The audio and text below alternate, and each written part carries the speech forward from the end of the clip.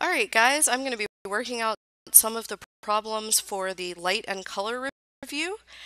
Most mainly, I'm going to work number 6, which has A through D, and then I'm going to work all the math problems on the back, which I believe is 9 through 14. I'm working these just because there's still a little confusion amongst some people about how this color business works, and hopefully watching me do it a little more will help. Remember that when we're talking about color in physics, there are only 8 possible colors. Red, blue, green, which are the primary colors of light. Magenta, cyan, and yellow, which are the secondary colors of light. Black, which is the absence of light. White, which is the presence of all colors of light. It may be useful to you to also draw yourself a little color diagram when you get your test. There is no problem with that, where you do red, blue, green, red and blue make yellow, blue and green make cyan, red, wow, red and blue do not make yellow. Red and blue definitely make magenta. Red and green make yellow. Because you need to know those, that red plus blue is magenta, yellow plus red plus blue and red plus blue makes magenta, blue plus green makes cyan, yellow plus green makes God. Green plus red makes yellow. Well, I'm off to an ignominious start. Let's get this show on the road. So, um,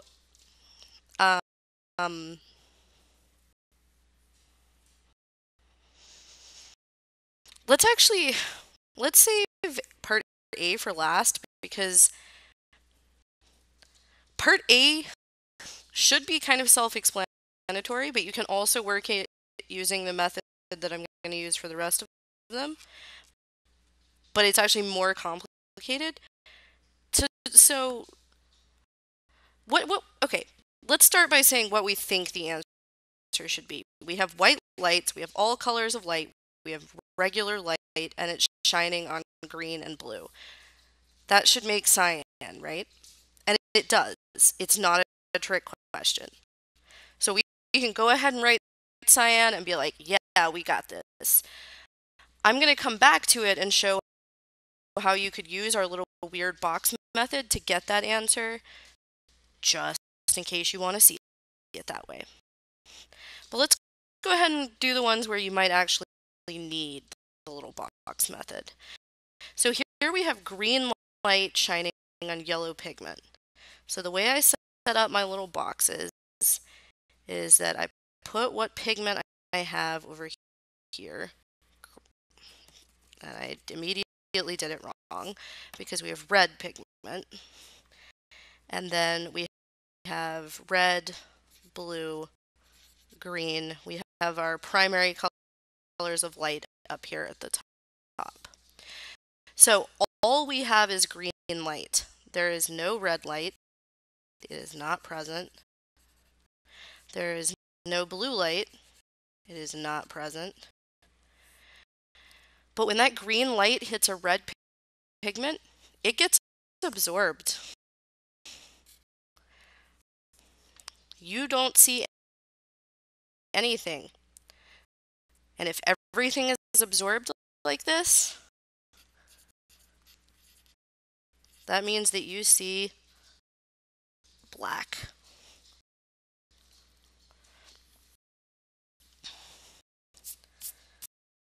All right, the next one. Red light shines on magenta pigment. So this one, my pigment is magenta, and it's going to be important that I know that magenta is red plus blue. Then I set up my boxes. Red, blue, green. we only have red light here, no blue light, no green light. And then the red light, because there's red and magenta,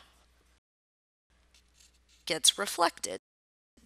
So you see red.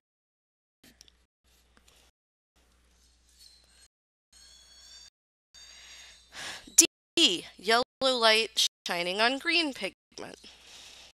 So yellow light is made up of red plus green. I can do this and not mess it up like I did a few minutes ago.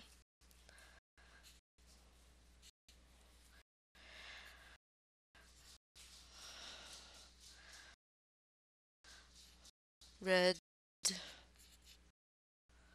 blue, green.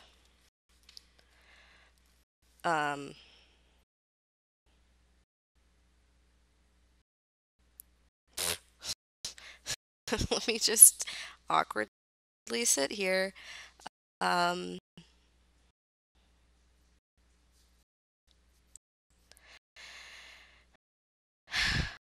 Yellow light. Yellow light. I did this wrong. Oh my God. Again, I'm too lazy to edit my own videos, so you just get to watch the struggle. Why did I just erase that green G that belonged there? So we have green pigment and we have yellow light. But we do need to know that yellow is red plus green. That means that there's no blue light at all. No blue light. So we have red light and we have green light. When the red light hits the green pigment, though, it is absorbed. When the green light hits the green pigment, it is reflected. So you see green. Yay. And honestly, I'm not going to try to confuse you unnecessarily with this. White light is going to show something as its true color. It's not going to change the color of anything. So we have green plus blue. We know from looking at our little diagram that that's going to give us cyan. Let's just leave it at that. You only need to bother with these if you're dealing with colored light, which changes things. Keep in mind, too, that you can kind of simplify things for yourself by remembering that there's two rules. If the color you're given is a primary color, the pigment, if your pigment is a primary color, the only colors you can possibly see are that color and black. So there's only two possible choices. So you'll notice red, when we had red pigment, we got black. We had green pigment, we got green. Because we only had two options in either of those cases. When you're dealing with a secondary, you have, let's see, four possible choices. You have that color that you started with, black, but then you could also potentially see the two component colors.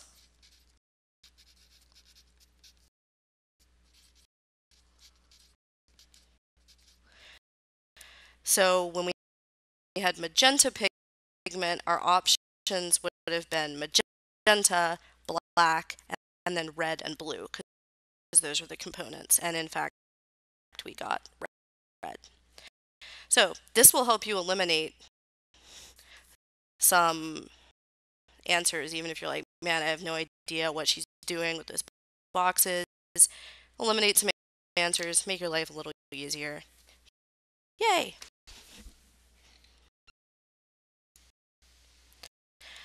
All right, so I'm going to now work the math part of the review. In this unit, we have 3 equations and 2 constants that are important.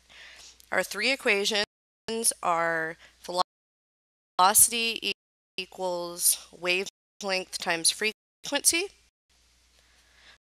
velocity equals distance over time, and energy equals Planck's constant times frequency.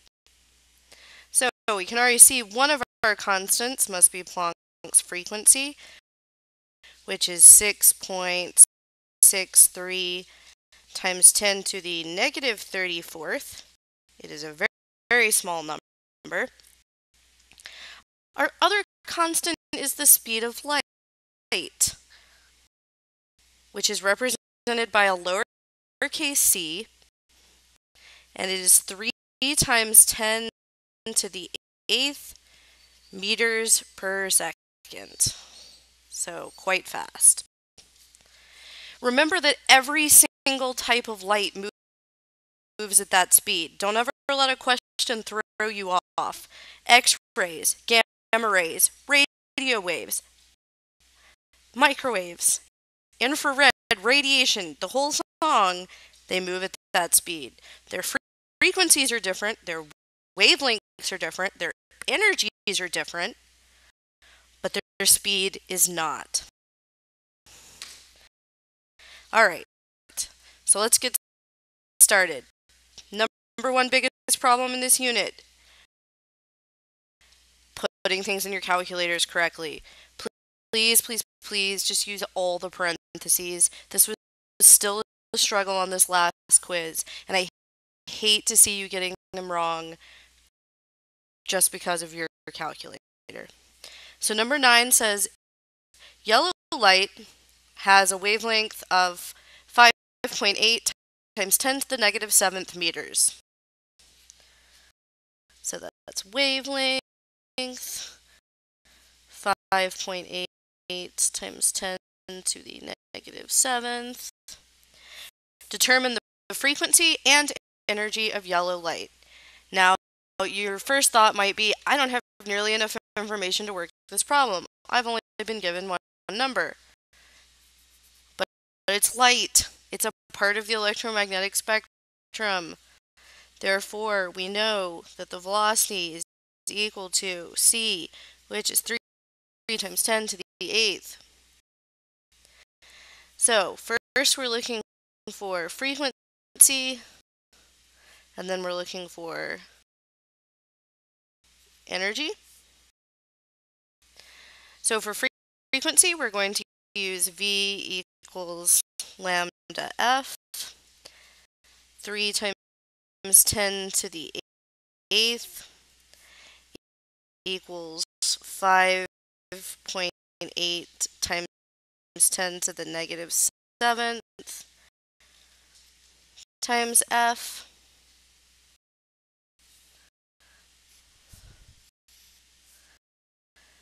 Divide both sides by 5.8 times 10 to the negative 7th.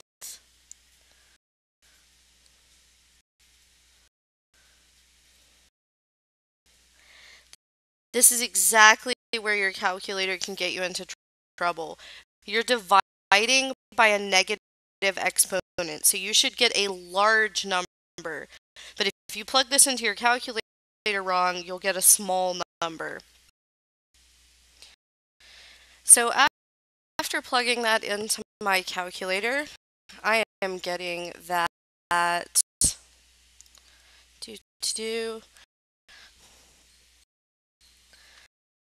that frequency is equal to 5.17 times 10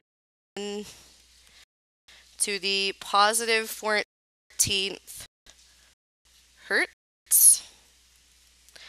I don't know whether you guys could just hear my dog whining or not. I'm so sorry. I don't know what he's whining about. Then for the second part of this problem, we're looking for energy. So we're just going to use E equals HF. H is Planck's constant.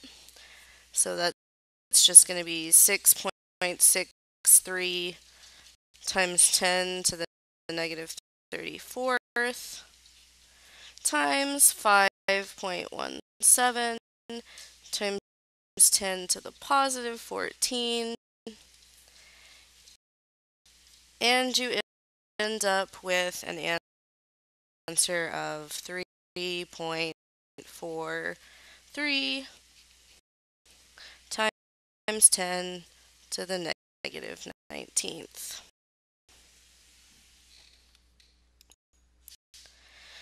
All right, let's move on to the next problem. Number 10. 104.7 FM operates at a frequency of 104.7 megahertz, or 1.047 times 10 to the 8th hertz. What is the wavelength produced, and how much energy is this? This is super similar to this problem. It's just been switched around a little bit. No big deal. Here they've given us frequency, which is 1.047 times 10 to the 8th. And then we are looking for wavelength and energy. The other thing we always know is the speed of light. This is a radio wave. Radio waves are a part of the electromagnetic spectrum and therefore travel at the speed of light. Now we can go ahead and say some things about this number. The wavelength should be larger than this wavelength up here, because radio waves have larger wavelengths than visible light. You'll notice our frequency for visible light was much larger than the frequency for a radio wave, which should also make sense to you. So, to solve for wavelength, again, it's very similar to what we just did.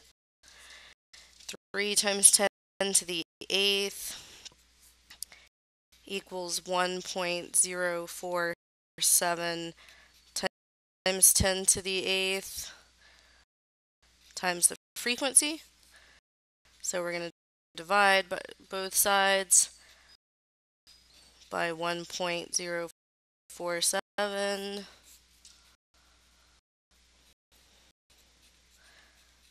Again, whenever you are dividing, that's when this becomes a problem. Because these are actually going to cancel out. That 10 to the 8th and 10 to the 8th are going to cancel out. But if you plug it into your calculator wrong, they will absolutely not cancel out. And you will get the whole problem wrong. So, plugging this into our calculators. Calculators are a struggle, especially when your calculator is actually Google, because I'm not smart enough to bring my calculator home with me. 0.047.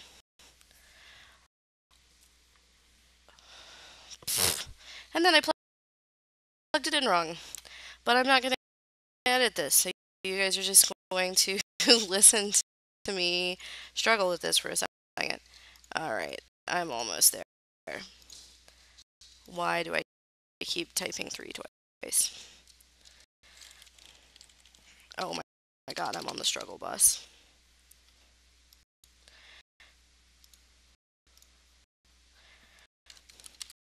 My keyboard my keyboard keeps double typing, like when I try to type things.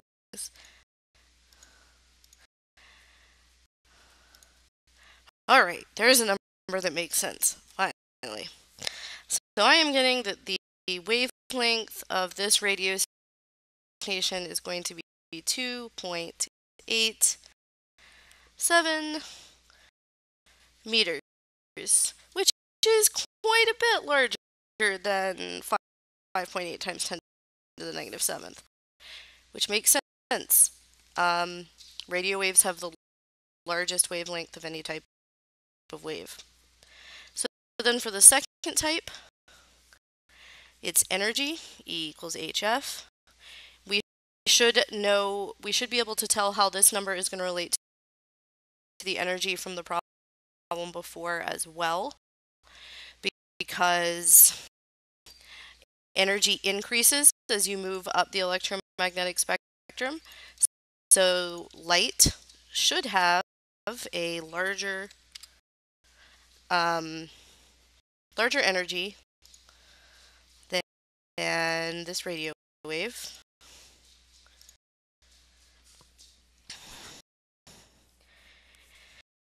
So E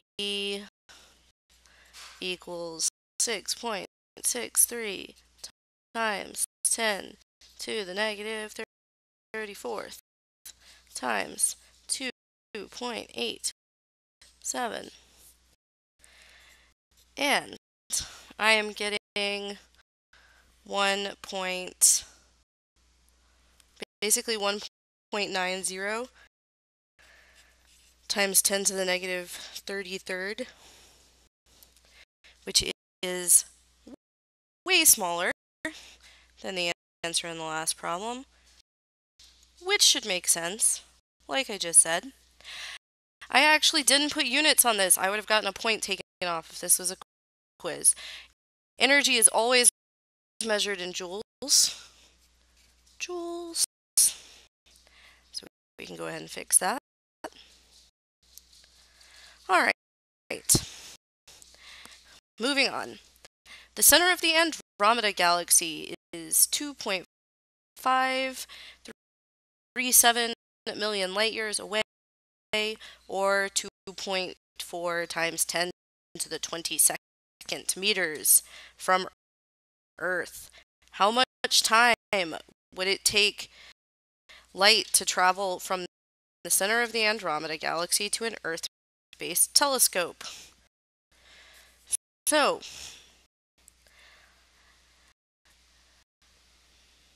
this is actually a trick question, but I'm going to pretend I don't know that. If you've already figured out the trick, to have a cookie. All right, so the distance is 2.40 times 10 to the 22nd meters, because it is very far away. We are looking for the time that it would take for light to reach us. Oh my god, dog, chill out. Nothing is happening.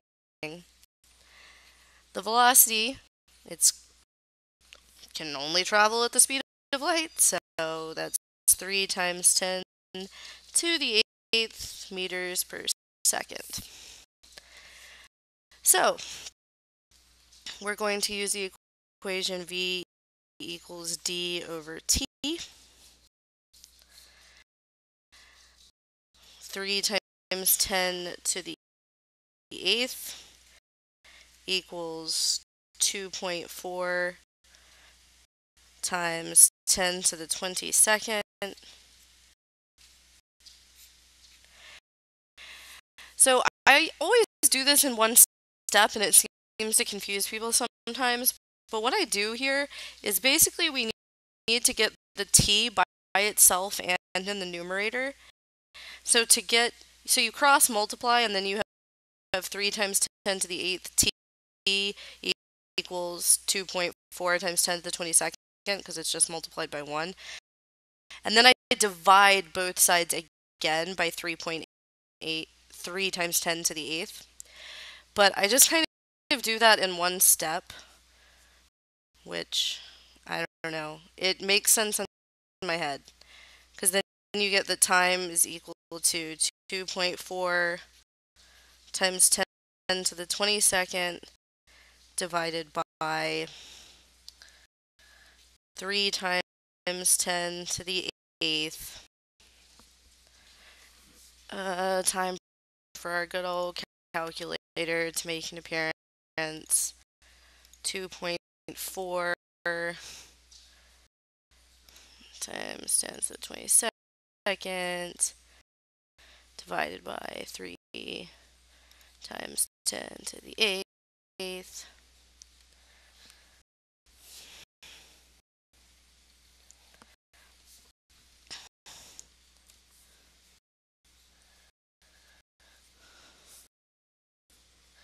And I am getting that t equals 8 times 10 to the 13th seconds. And that is a perfectly valid answer in terms of being units that we use. It is not a useful answer at all in terms of units that mean anything to anybody. So let's break that answer down a little. To get that in hours, we divide by 3600.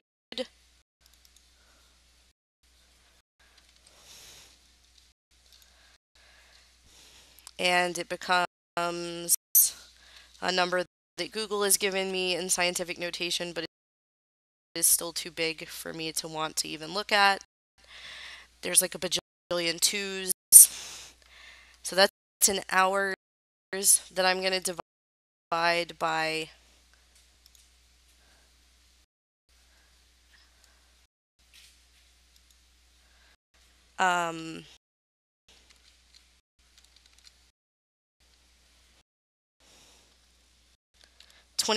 24. Sorry, I confused myself there for a second. To go from hours to days, then I'm going to divide by 365 to go from days to years. And funnily enough, I am getting that the time would be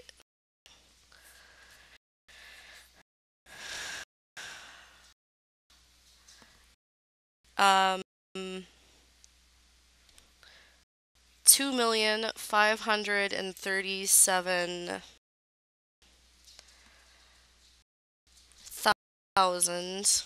I'm super rounding, but basically around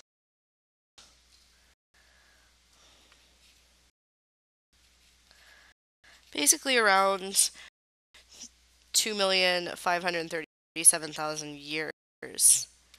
Does that number look familiar? That's literally what the term a light year means. A light year is how far light can travel in 1 year. So if you're told that Andromeda is 2.537 million light years away, that means that light takes 2.537 million light years to get to us, or million years to get to us. So we're actually looking at the past when we look at the Andromeda galaxy. We are looking 2.537 million years into the past because that's how long the light is taking to reach us. Crazy stuff. None of that was super important.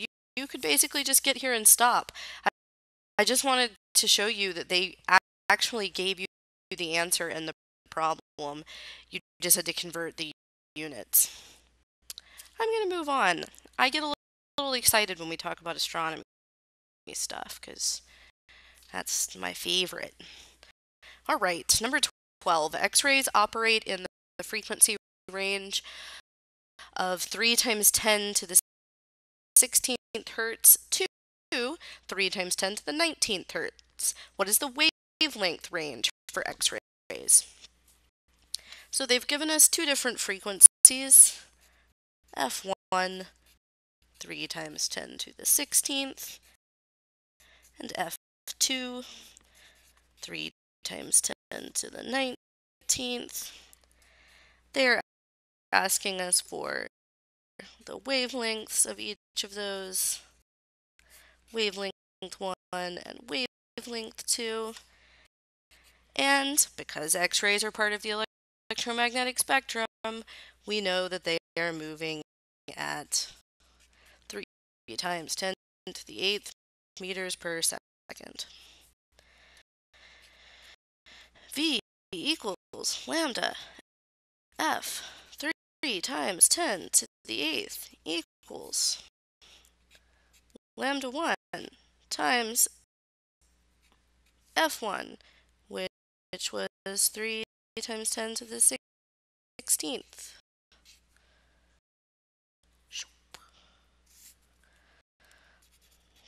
3 times, divide both sides by 3 times 10 to the 16th. It is going to be a small answer because we are dividing 10 to the 8th by 10 to the 16th. Calculator. Wait, I could literally do this math. I can do this math. I am so dumb. We're dividing 3 by 3, and then when you're dividing these things, exponents, you just subtract. I'm dumb.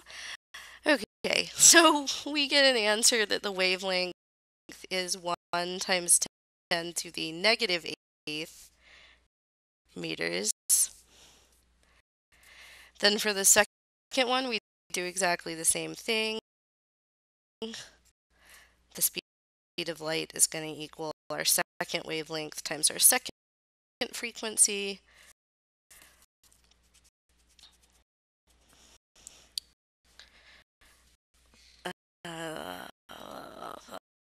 Struggle.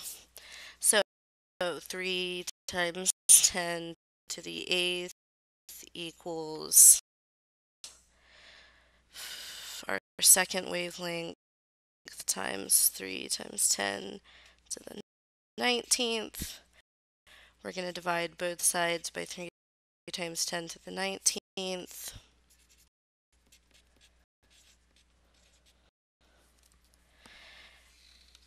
And this time I'm not going to be dumb. We just have to do derp. We have to do 8 minus 19 to get our exponent. So it is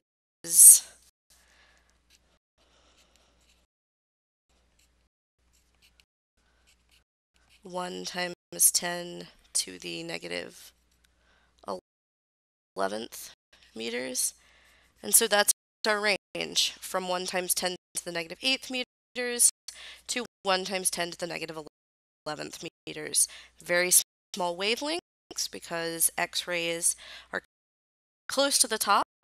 They have very, very high frequencies, very small wavelengths.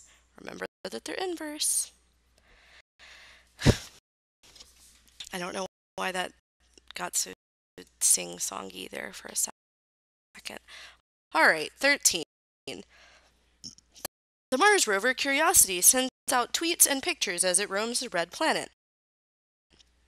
On a day when Mars are 3.55 times 10 to the 11th meters apart, how long will it take a tweet from Curiosity to reach your Twitter feed? So our distance from Mars varies a lot because we're orbiting around the sun, and sometimes we're, on the opposite sides of the sun from each other, sometimes we're close together, but apparently at this particular moment in time, d distance equals 3.55 times 10 to the 11th meters.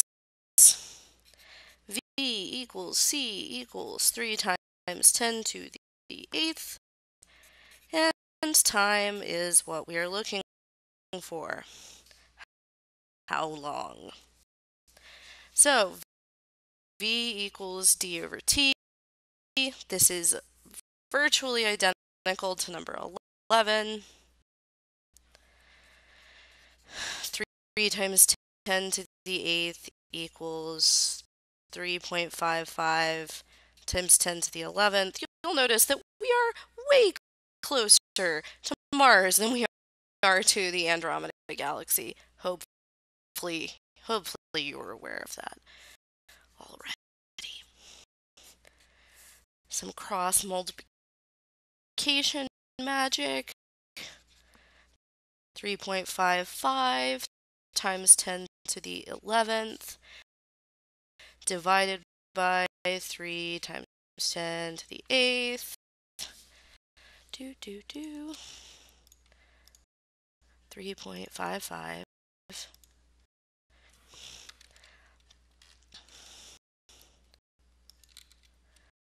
Don't forget that if you struggle with your calculator, you can always do things in pieces. So 3.55 divided by 3 gives me 1.18, and then it's going to be 11 minus 8, so it'll be to the 3rd seconds. So 1.18 times 10 to the 3rd seconds, which is the same thing as 1,180 seconds. So that's less than an hour that it takes us to send things to Mars instead of, sending things to Andromeda. It takes us several million years, 2.5 million years.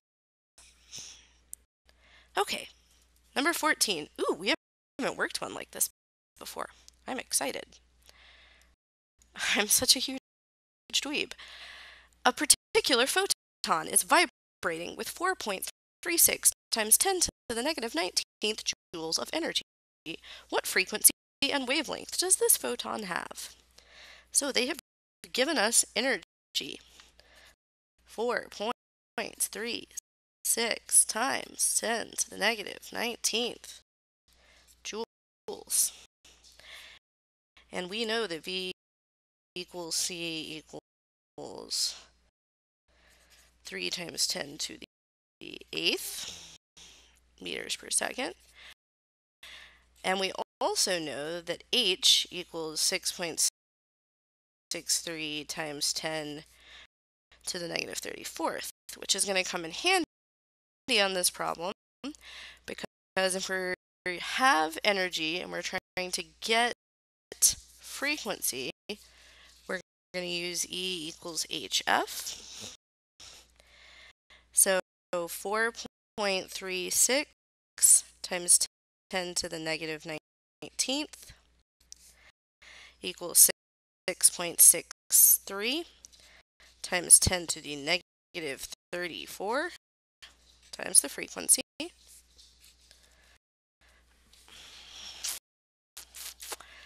Calculator time. Divide both sides by 6.63 times 10 to the negative 34th. Again, check your calculators. Don't get yourselves in trouble. Because you know that teachers are mean people, and you know the answer plugged into the calculator wrong is going to be one of the answers on the test, just to make your life a little bit more difficult. 4.36 times 10 to the negative 19th divided by 6.63. I don't know why I think you want to listen to me try to plug things into a calculator. You don't have a choice. You're stuck here with me. I'm out of control. All right. I am getting that we have a frequency of 6.58 times 10 to the 12th hertz. So if we look at that, if we look up here, just kind of to compare it to some other numbers that we have in this problem, yellow light had a frequency that was to the 14th.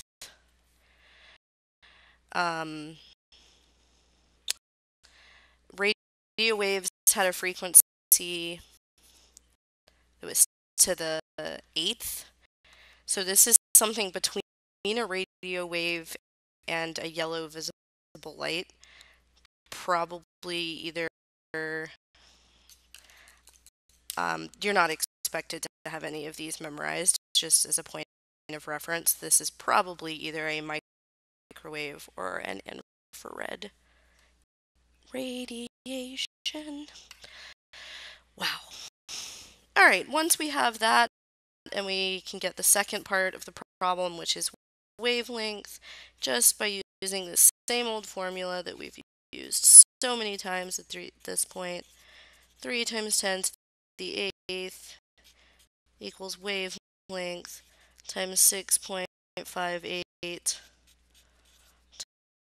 times 10 to the 12th.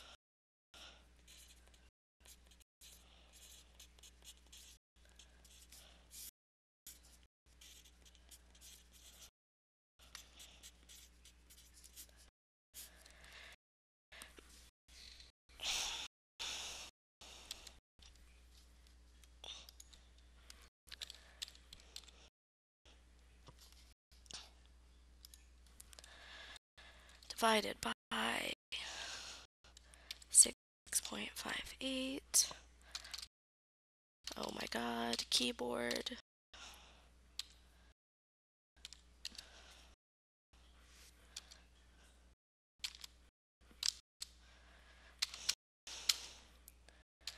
I'm having a fight with my keyboard and it's winning.